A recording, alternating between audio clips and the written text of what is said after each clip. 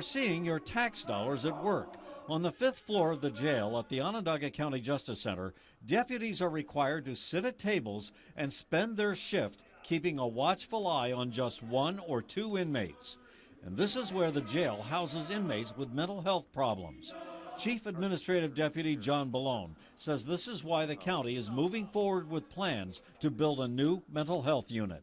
As the state has cut funding for beds for people with mental problems, they end up on the streets, they end up getting arrested, and they end up in our institution.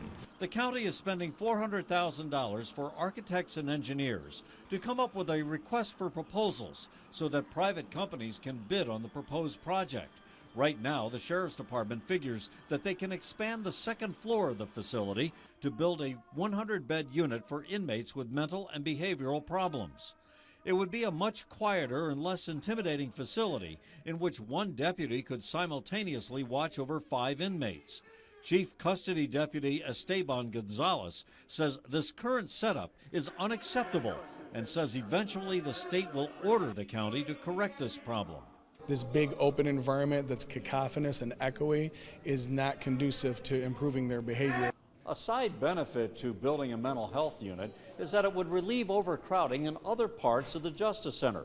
For instance, right now, there are some 70 inmates who would otherwise be in the Justice Center who are now being housed at Jamesville Penitentiary simply because there's no room for them here.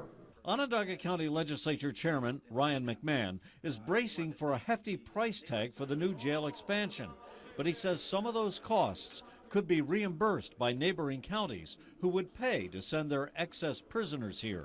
We want to make sure that we build it in a way where potentially we could receive inmates from other counties to get reimbursements through other counties. McMahon says he won't know the cost of the new jail mental health unit until all the research is complete.